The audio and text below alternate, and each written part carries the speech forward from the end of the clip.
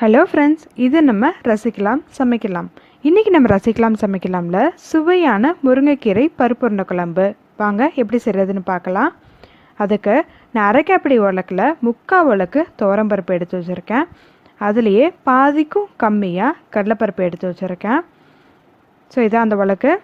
ரெண்டையும் சேர்த்து 1 மணி நேரம் தண்ணி ஊற்றி ஊற வச்சிடலாம். நம்ம சப்போஸ் உங்கள்கிட்ட இந்த படி இல்லைன்னா நீங்கள் எதில் மெஷர் பண்ணுறீங்களோ அதில் 1 பங்கு அளவுக்கு துவரம் பருப்பும் பாதி அளவு கடலைப்பருப்பு எடுத்து வச்சுருக்கோங்க.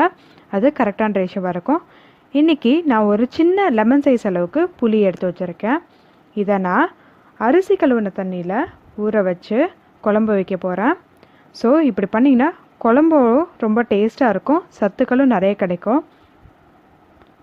ஸோ இது மாதிரி கரைச்சி வடிகட்டி எடுத்து வச்சுக்கோங்க.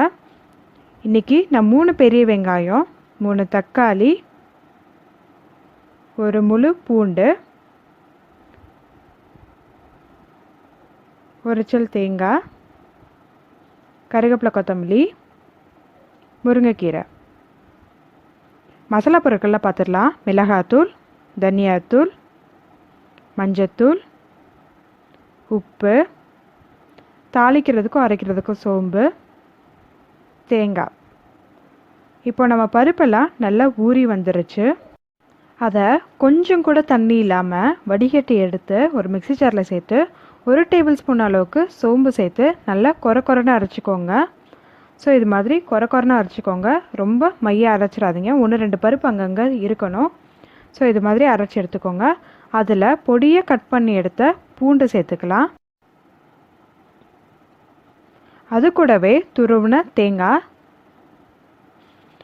ஒரு கைப்பிடி அளவுக்கு பொடியை கட் பண்ண பெரிய வெங்காயம்,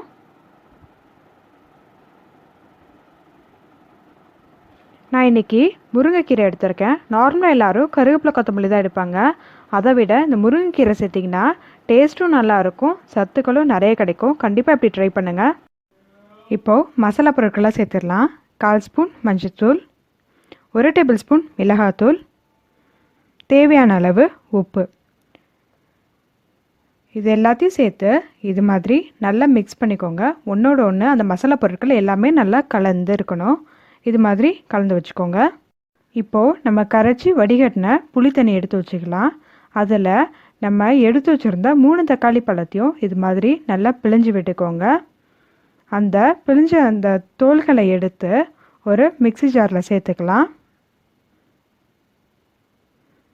இப்போது நம்ம எல்லா தக்காளியும் நல்லா பிழிஞ்சு எடுத்தாச்சு. இது கூட நம்ம எடுத்து வச்சுருந்த ஒரு சில் தேங்காவையும் சேர்த்து நல்லா மையாக அரைச்சி எடுத்துக்கோங்க.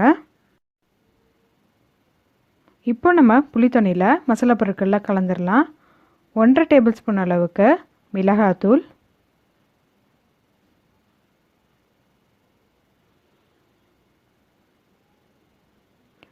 1/2 டேபிள் ஸ்பூன் தனியாத்தூள்,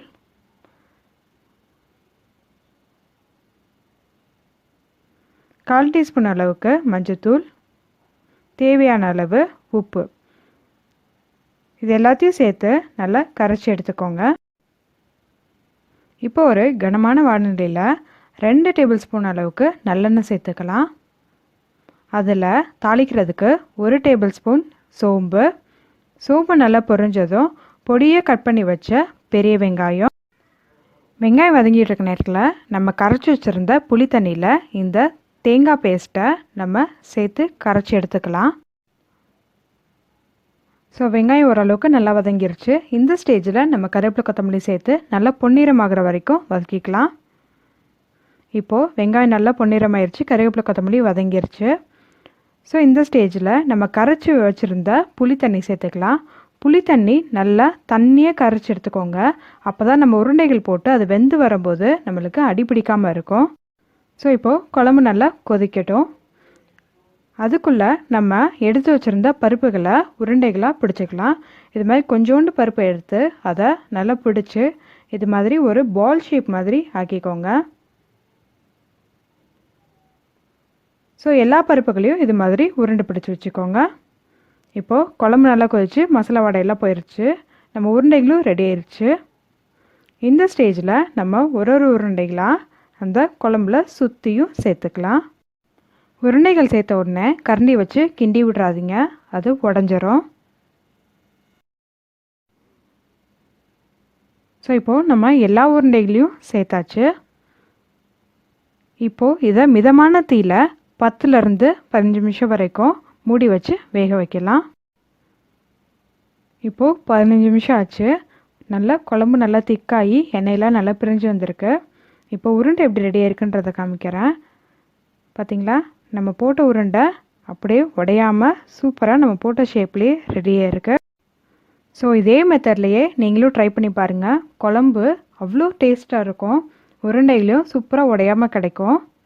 இந்த வீடியோ உங்களுக்கு பிடிச்சிருந்தா ஒரு லைக் பண்ணுங்கள், நம்ம சேனலுக்கு சப்ஸ்கிரைப் பண்ணிக்கோங்க, அப்படியே பக்கத்தில் இருக்க பெல் ஐக்கானையும் ப்ரெஸ் பண்ணிக்கோங்க.